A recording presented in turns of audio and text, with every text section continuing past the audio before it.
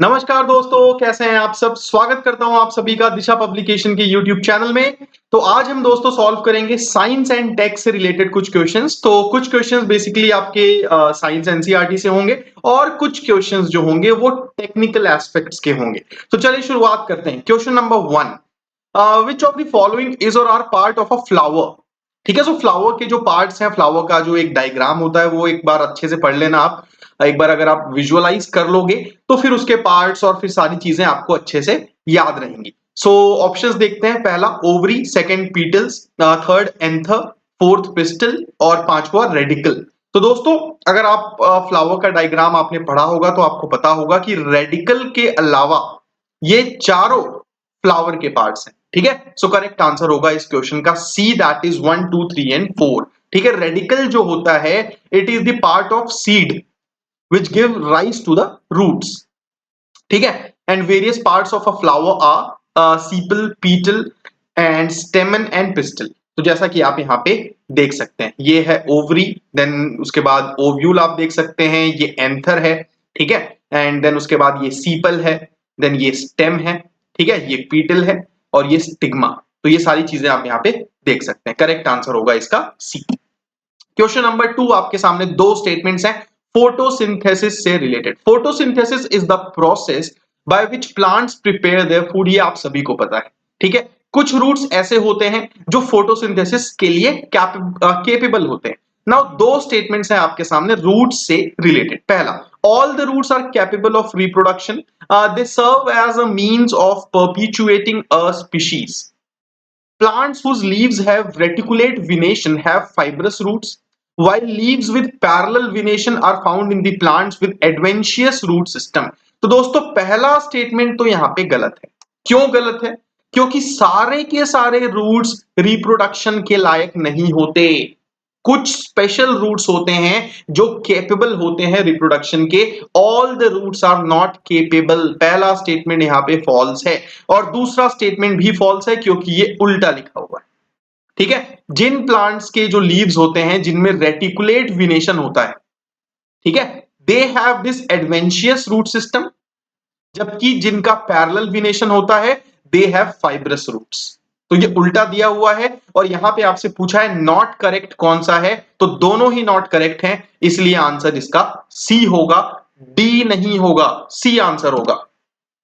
ठीक है, तो यहां पे मैंने जो आपको यहां पे आंसर डी दिया है ये आपको समझाने के लिए दिया है कि जितने भी स्टूडेंट्स जो मिस्टेक करते हैं ये मिस्टेक आपको एग्जाम में नहीं करनी। आंसर इसका दोस्तों सी होगा क्योंकि आपसे पूछा है नॉट करेक्ट। ठीक है, चलिए। So some special roots are capable of reproduction, not all, and they serves as a they serve as a means of perpetuating a species. And रही बात रेटिकुलेट विनेशन की, तो रेटिकुलेट विनेशन आपने पत्ते देखे होंगे इस तरीके के। ठीक है, पीपल का पत्ता, तो ये रेटिकुलेट विनेशन होता है। और आपने केले का पत्ता देखा होगा, बनाना लीफ, वो पैरेलल विनेशन होता है, ये इस तरीके से। ठीक है, चल।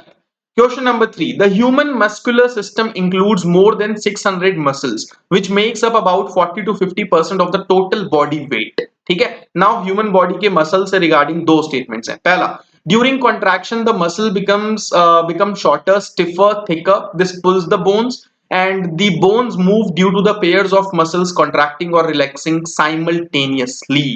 तो दोस्तों सेकंड स्टेटमेंट यहां पे टोटली फॉल्स है। ठीक है, to move the bone in the opposite direction, relaxed muscle जो होती है वो कॉन्ट्रैक्ट होती है to pull the bone towards its original position while the other one relaxes. तो सेकंड स्टेटमेंट में लिखा हुआ है कि कॉन्ट्रैक्शन और रिलैक्सेशन साइमल्टेनियसली होता है, ऐसा नहीं होता।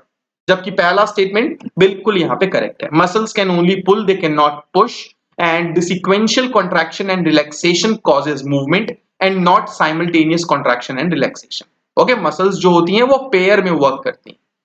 ठीक है, when one of them contracts the bone is pulled in that direction, the other muscle of the pair then relaxes. So not correct आपसे पूछा है, सेकंड स्टेटमेंट नॉट करेक्ट है, करेक्ट आंसर इसका बी होगा। ठीक है, चलिए। Question number 4, consider the following statements regarding the seeds. पहला, they always contain cotyledon, then they are not found in conifers, bryophytes and ferns. They contain the gametophyte या फिर gametophyte. So दोस्तों seeds do not contain the gametophyte. They are present in conifers. तो second statement भी गलत है, third statement भी गलत है। एंड कॉचिलेडॉन जो होता है इट ऑलवेज कंटेन कॉटिलीडॉन। सो पहला स्टेटमेंट यहाँ पे पूरी तरीके से करेक्ट होगा, करेक्ट आंसर होगा इसका ए। ठीक है, so seeds contain the embryo, they do not contain gametophyte and they also contain food for the embryo, the endosperm और द कॉटिलीडॉन इन डाइकॉट्स। ठीक है, सारे के सारे जो प्लांट्स होते हैं they do not produce seeds, for example bryophytes and the ferns, लेकिन कॉनिफर्स जो होते हैं दे डू प्रोड्यूस सीड्स। आप यहाँ पे डायग्राम भी देख सकते हैं। चलिए क्वेश्चन नंबर 5, क्रैब्स साइकिल के बारे में आपने सुना होगा। Krebs cycle is the final pathway of oxidation of glucose, fats and amino acids. Krebs cycle से रिलेटेड दो स्टेटमेंट्स आपके सामने हैं। It is also known as reductive pentose phosphate cycle. While the Krebs cycle occurs in mitochondria in eukaryotic cell, it occurs in cytosol in prokaryotic cell. तो दोस्तों second statement सही है। ठीक है, क्रैब साइकिल जो होता है माइटोकॉन्ड्रिया में तो यूकैरियोटिक सेल में बेसिकली इट ऑकर्स, जबकि साइटोसॉल में ये प्रोकैरियोटिक सेल में it occurs. So second statement सही है, लेकिन पहला स्टेटमेंट यहाँ पे गलत है। पहला स्टेटमेंट गलत इसलिए है क्योंकि क्रैब साइकिल को क्या कहा जाता है? क्रैब साइकिल को कहा जाता है टीसीए यानी कि ट्राई कार्बोक्साइलिक एसिड साइकिल या फिर citric acid cycle. It is also called as amphibolic as in the Krebs cycle catabolism and anabolism both takes place. तो क्रैब साइकिल का जो डायग्राम है वो यहाँ पे आपके सामने है। ठीक है, यूकैरियोटिक सेल में भी ये होता है, प्रोकैरियोटिक सेल में भी ये होता है। क्वेश्चन नंबर 6, दो स्टेटमेंट्स हैं। A space station is essentially a large spacecraft that remains in low earth orbit for extended periods of time. बिल्कुल सही बात है, एब्सोल्युटली ये करेक्ट स्टेटमेंट है। International space station is a collaborative effort between 5 space agencies from US, Russia, Japan, Europe and China. तो दोस्तों second statement गलत है बिकॉज चाइना की जगह यहां पे होगा कनाडा। आप खुद सोचिए ना, यूएस, रशिया और चाइना एक साथ स्पेस एजेंसी का कोलैबोरेटिव एफर्ट पॉसिबल ही नहीं है। यूएस और चाइना तो अपने आप में राइवल हैं। ठीक है, तो सेकंड स्टेटमेंट गलत होगा, करेक्ट आंसर होगा इसका ए। Okay, space station is like a large laboratory in space. It allows astronauts to come aboard and stay for weeks. Basically, जो astronauts होते हैं वो वहां जाते हैं, रुकते हैं और एक्सपेरिमेंट्स करते हैं बहुत ही ज्यादा टफ सिचुएशन में। ठीक है, तो ये चीज आपको ध्यान रखनी है। Question number 7, AstroSat a multi institute collaborative project is a scientific expedition to study sun, spacecraft to study asteroid Bennu, multi-wavelength space telescope, a satellite to detect movements of Earth's surface। Correct answer दोस्तों इसका होगा सी। एस्ट्रोसैट जो है वो एक multi wavelength space telescope है। ठीक है, भारत का पहला, and it has 5 telescopes seeing through different wavelengths simultaneously। ठीक है, visible, near ultraviolet, far UV, soft X-ray, hard X-ray। सो बहुत साल पहले 2015 में बेसिकली एस्ट्रोसॉट को लॉन्च किया गया था।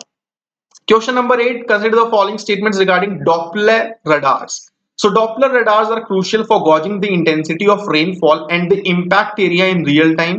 It can carry out weather surveillance only up to 5,000 km radius from its location, and Doppler radars forecast weather by using the mechanism of radio waves। तो दोस्तों सेकंड स्टेटमेंट तो गलत है। ओके, 500 किलोमीटर का radius अगर लिखा होता तो सही होता, 5000 यानी कि बहुत ज्यादा हो गया। ठीक है, उतना बेसिकली इसकी कैपेबिलिटी नहीं है। सेकंड स्टेटमेंट यहाँ पे फॉल्स होगा, करेक्ट आंसर होगा इसका सी।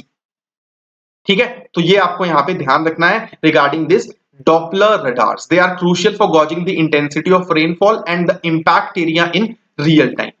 ठीक है, चलिए question number 9, consider the following regarding carbon nanotubes. Carbon nanotubes have higher strength than steel but also weigh significantly more. They can conduct heat and electricity better than copper। Second statement यहाँ पे सही है। अगर हम carbon nano tubes की बात करें तो कॉपर से बेटर हीट और इलेक्ट्रिसिटी कंडक्ट कर सकते हैं, लेकिन पहला स्टेटमेंट यहाँ पे गलत होगा। ठीक है, दे आर ओनली 1/6 हैवी। ठीक है, सो वेट के मामले में स्टील से हैवी नहीं होते, ये आपको ध्यान रखना है। 100 times stronger than steel but only 1/6 as heavy. So nano tube fibres could strengthen almost any material. ठीक है, researchers have developed thin CNT textiles that exhibit high electrical conductivity and a level of toughness about 50 times higher than copper films. ठीक है, आखिरी सवाल दोस्तों आज के इस हमारे सेशन का, 10th क्वेश्चन अगर आपको ये वीडियो सेशन पसंद आ रहा है तो कमेंट्स में जरूर बताइएगा। Which of the following can be achieved using nano technology? Delivery of active drugs to target tissues in the human eye, delivery drugs at the cell level using DNA based nanostructures, manipulation of nanoscale biological specimens such as bacteria, virus, proteins in human body using light। so दोस्तों nano technology की मदद से active drugs को deliver भी किया जा सकता है सेल लेवल में भी और टारगेट टिश्यूज में भी, और साथ ही साथ नैनो स्केल बायोलॉजिकल स्पेसिमेंस का मैनिपुलेशन भी किया जा सकता है। तीनों के तीनों सही होंगे, करेक्ट आंसर होगा डी। ओके, एक बार नैनो टेक्नोलॉजी का यूटिलाइजेशन एप्लीकेशन जरूर पढ़ लेना, ठीक है। सो नैनो मिसाइल्स के बारे में आपने सुना होगा, ये एक इमर्जिंग प्लेटफॉर्म है ड्रग डिलीवरी का, ठीक है। देन उसके बाद एक डीएनए ऑरिगेमी, ये एक प्रोसेस है 2D 3D नैनो स्ट्रक्चर्स बनाने का आउट ऑफ डीएनए, ठीक है। एंड एक और टेक्नोलॉजी है जिसका नाम है नैनो ट्वीजर्स टेक्नोलॉजी। तो रीड अबाउट ऑल देम, ठीक है। सो आज का ये वीडियो यहीं समाप्त होता है दोस्तों। धन्यवाद, आप सभी से मिलता हूं अगले वीडियो में। सब्सक्राइब कीजिएगा इस चैनल को और लाइक कीजिएगा इस वीडियो को अगर आपको पसंद आए, शेयर कीजिए अपने फेलो एस्पिरेंट्स के साथ भी। धन्यवाद।